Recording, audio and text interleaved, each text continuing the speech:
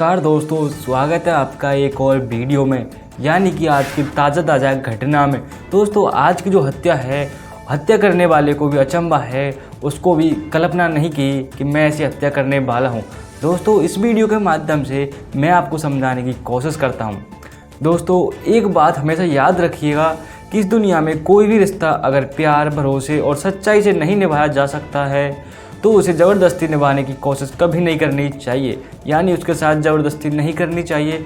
क्योंकि जब कोई इंसान अपने स्वार्थ, जिद या छुपे हुए रिश्ते के लिए गलत रास्ता चुनता है, यानी उसका चयन कर लेता है, तो सिर्फ उसकी अपनी ज़िंदगी ही बर्बाद नहीं होती है दोस्तों, बल्कि उसके साथ साथ कई बेगुनाह लोगों की भी ज़िंदगी हमेशा के लिए तबाह हो जाती है, यानी उनकी भी ज़िंदगी बर्बाद हो जाती है। दोस्तों, आज की जो सच्ची घटना मैं आपको सुनाने जा रहा हूँ वह भी कुछ ऐसी है। यह कहानी है दोस्तों प्यार, धोखे और साजिश की, और एक मासूम ज़िंदगी के ख़त्म हो जाने की। और इस कहानी का अंत इतना दर्दनाक है कि इसे सुनने के बाद आप भी सोचने और समझने पर मजबूर हो जाएंगे। दोस्तों नमस्कार दोस्तों, आज की हम आपके लिए लेकर आए हैं एक खबर, यानी मध्य प्रदेश के सिंधी ज़िले के एक ऐसी सच्ची घटना जिसे हर किसी को झकझोर करके रख देती है। दरअसल दोस्तों, यह मामला मध्य प्रदेश के सिंधी ज़िले के मझौला थाना क्षेत्र के अंतर्गत आने वाले खंतारा गांव से जुड़ा हुआ है। दोस्तों, इसी गांव का रहने वाला युवक, जिसकी उम्र दोस्तों 24 साल का अजय कुमार वैश्य, उसका नाम होता दोस्तों अजय कुमार। अजय एक साधारण, मेहनती और परिवार से जुड़ा हुआ लड़का था, यानी किसान परिवार से बिलोंग करता है। उसके परिवार में माता पिता, भाई बहन और छोटा भाई विनय भी था, और अजय अपने पिता और भाइयों के साथ खेती किसानी का काम करता था। अपने परिवार के साथ सामान्य खुशहाल जिंदगी जी रहा था। अजय की उम्र दोस्तों 24 साल के आसपास पहुंची होगी तो परिवार वालों ने उसकी शादी के बारे में सोचना शुरू कर दिया। गांव समाज में रिश्ते देखे जाने लगे और आखिरकार परिवार की तलाश सिंगरौली जिले के एक गांव में जाकर खत्म हुई, जहां 21 साल की उमा वैश्य नाम की एक लड़की अजय के लिए पसंद की गई है। परिवार वालों ने उस लड़की को ठीक लगती है और उससे बातचीत आगे बढ़ा दी जाती है। दोस्तों, रिश्ता उसका पक्का कर दिया जाता है और 12 फरवरी 2026 को शादी की तारीख फिक्स कर दी जाती है। दोस्तों, शादी की तारीख दोनों परिवारों में ज़ोर शोर से हो गई है और चर्चाओं में आ गई है। तय तारीख पर अजय बड़ी धूमधाम से बारात लेकर उमा के घर पर पहुंच जाता है। दोस्तों, रीति रिवाज, रस्में और गीत संगीत और खुशी के माहौल के बीच दोनों की शादी संपन्न हो जाती है। दोस्तों, उमा अजय की पत्नी बनकर उसके घर पर भी आ जाती है। अजय अपनी नई जिंदगी को लेकर बेहद खुश था। अब उसकी ज़िंदगी एक खूबसूरत मोड़ पर आ गई है और वह अपने परिवार के सबसे अच्छे दिनों की शुरुआत कर चुका है। दोस्तों, शादी के बाद शुरुआती कुछ दिन सामान्य तरीके से गुजरे। अजय अपनी पत्नी को पाकर खुश रहा और परिवार भी खुश रहता है, और बाहर से देखने पर सब कुछ बिल्कुल सामान्य लग रहा था, यानी बहुत अच्छा महसूस होता था। लेकिन किसी को पता नहीं था कि इस शादी के पीछे एक ऐसा सच छुपा हुआ है और जो कुछ ही दिनों बाद अजय की ज़िंदगी को ख़त्म कर देगा। दोस्तों, दरअसल उमा की ज़िंदगी में अजय के सामने से पहले कोई और था। पुलिस जाँच में बाद में जो कहानी सामने आती है उसके मुताबिक उमा का पड़ोसी गांव के रहने वाला एक युवक, जिसका नाम अमर बहादुर वैश्य नाम के युवक से पहले से प्रेम प्रसंग चल रहा था। बताया गया है कि यह रिश्ता करीब 2-2.5 साल पुराना था और इसकी शुरुआत सोशल मीडिया, खासकर इंस्टाग्राम के जरिए हुई थी। दोस्तों, पहले लाइक, फिर चैट, फिर नंबर का आदान प्रदान किया गया और उसके बाद फ़ोन पर लंबी बातचीतें भी होती रही। धीरे धीरे दोनों के बीच नज़दीकियाँ बढ़ी और वह रिश्ता प्रेम संबंध में बदल गया। दोनों एक दूसरे से मिलने भी लगे। उमा का मन अमर से पूरी तरह से उलझ चुका था, लेकिन परिवार वालों को जब इस रिश्ते की भनक लगी, यानी कि उसका मालूम चला, तो उन्होंने उसकी सच्चाई पता की। जांच पड़ताल में यह सामने आया कि अमर पहले से शादीशुदा है और उसके बच्चे भी हैं। यही सच्चाई थी जिसने उमा के परिवार वालों को पीछे हटने पर मजबूर कर दिया। उमा के परिवार वालों ने उसे समझाया और समझाने की कोशिश भी की कि जिस लड़के से वह शादी करना चाहती है वह पहले से शादीशुदा है, यानी उसके पहले से पत्नी है और उसके बच्चे भी हैं। लेकिन उमा इस बात को मानने के लिए तैयार नहीं थी। उसे लगता था कि परिवार वाले सिर्फ उसे अमर से दूर करना चाहते हैं। घर में तनाव बढ़ने लगता है, गांव में बातें होने लगती है। समाज और बदनामी के डर से परिवार ने जल्दबाजी में उमा की शादी कहीं और करने का फैसला ले लिया।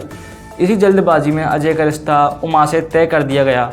उमा की यह शादी उसकी मर्जी के खिलाफ बताई जाती है। दोस्तों, लेकिन उसने शादी के बाद अपने ससुराल में ऐसा कोई व्यवहार नहीं किया जिससे किसी को उस पर शक हो, किसी को उस पर डाउट हो। वह सामान्य तरीके से रही, घर वालों से घुली मिली और अजय ने भी अपनी पत्नी पर पूरा भरोसा कर लिया। अजय को क्या पता था वह जिस लड़की को वह अपनी जीवन संगनी मानकर खुश रह रहा है उसके मन में किसी और के लिए जगह बनी हुई है। शादी के करीब एक सप्ताह बाद एक रस्म निभाने के लिए उमा अपने मायके चली गई। आमतौर पर ऐसे मौके पर नई दुल्हन कुछ दिन मायके रहती है और फिर वापस ससुराल आ जाती है। अजय और उमा की शादी को अभी कुछ ही दिन हुए थे, इसलिए दोनों के बीच में फ़ोन पर बातचीत भी नहीं होती रही।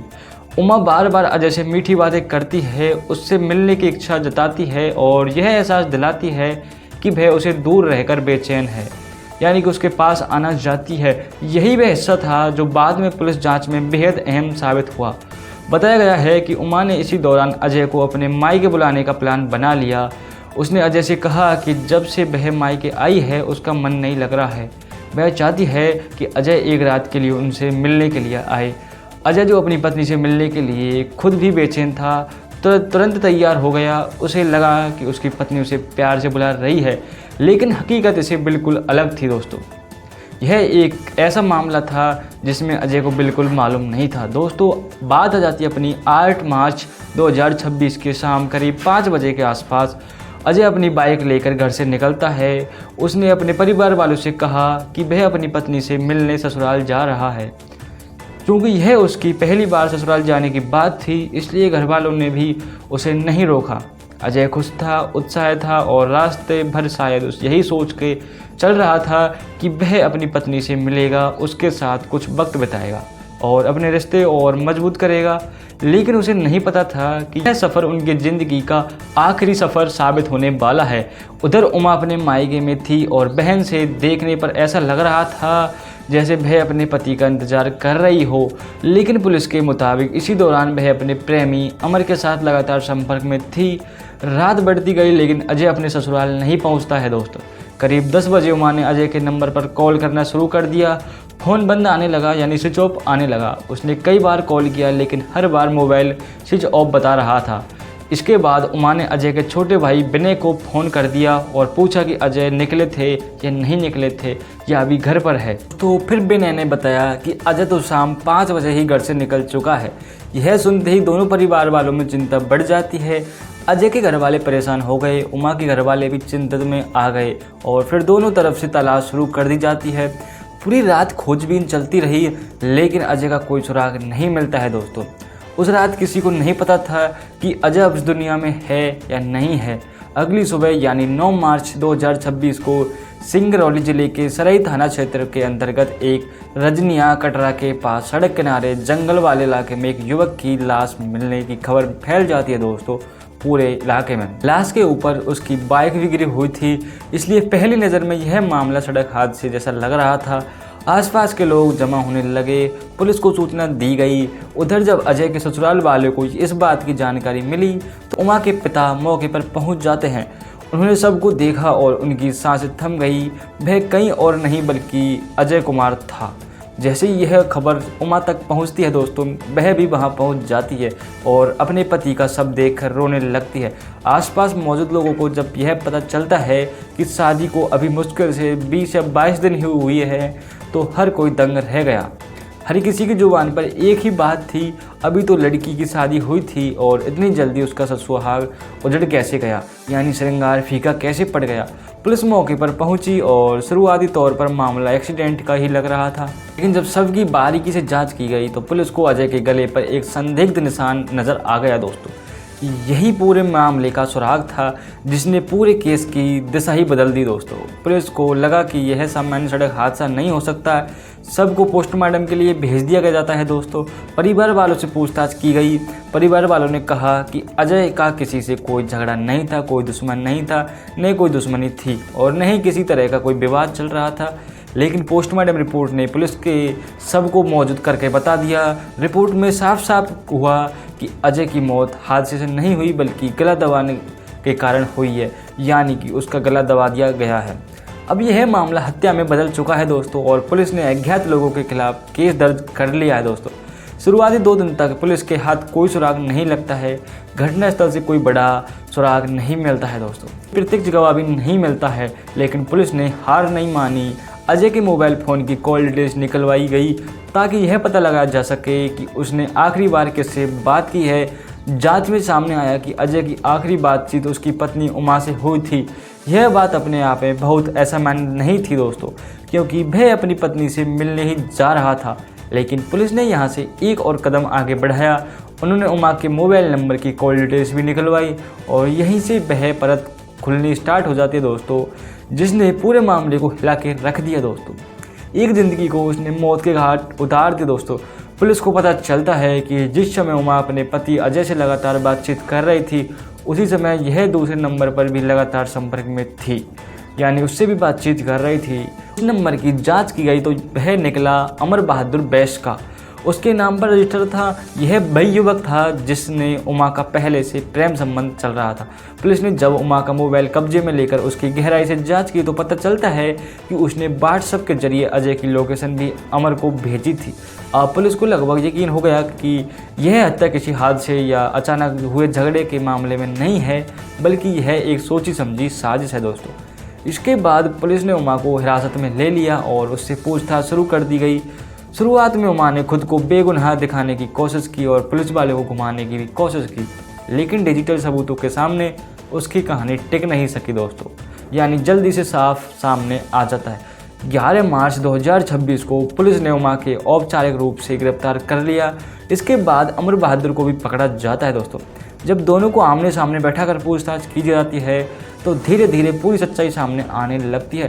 पुलिस के मुताबिक शादी के बाद भी उमा ने अपनी प्रेमी यानी अमर से संपर्क में करती रही, यानी उसे नहीं तोड़ा था। मायके आने के बाद फिर से उसने मिलने लगती है, यानी मिलने के लिए बुलाती है। दोनों के बीच में यह बात होने लगती है कि अब जब उमा की शादी हो चुकी है तो वे कभी एक नहीं हो पाते। और इसी बीच उमा ने अमर को बताया कि उसका पति अजय उससे बहुत प्यार करता है और ये उस पर भरोसा करता है, यानी कि यह एक सोची समझी साजिश होने के कारण उसने उसका मर्डर करवा दिया।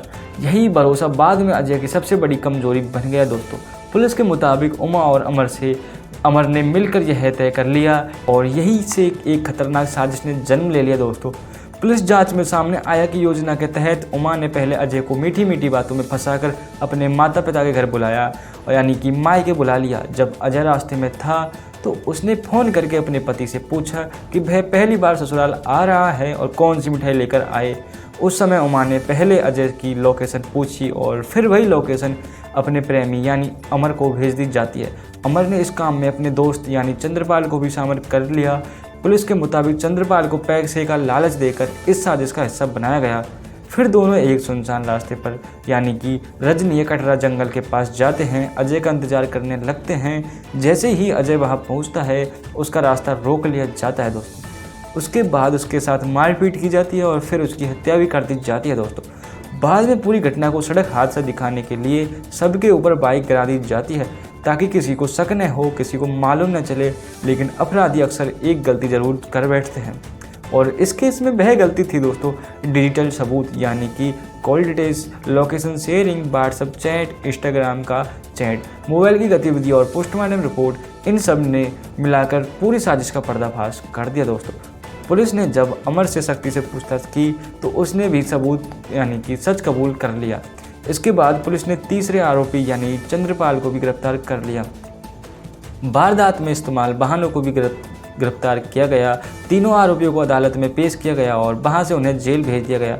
पुलिस का कहना था कि यह पूरी वारदात पहले से सोची समझी थी और इसमें हर कदम प्लान के तहत उठाया गया था।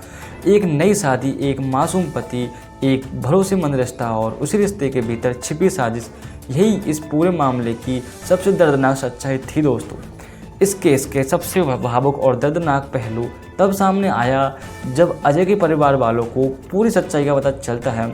जिस लड़की को उन्होंने अपने घर की बहू बनाकर अपनाया था उसी पर उनके बेटे की हत्या की साजिश रचने का आरोप लग जाता है दोस्तों। बताया जाता है कि अजय के परिवार वाले पूरी तरह से टूट गए थे। उनका कहना था कि अगर उमा को अजय पसंद नहीं था अगर वह उसके साथ नहीं रहना चाहती थी तो वह एक बार बातचीत जरूर करती, रिश्ता खत्म हो जाता, दोनों अलग हो जाते। लेकिन अजय की जान क्यों ले गई थी?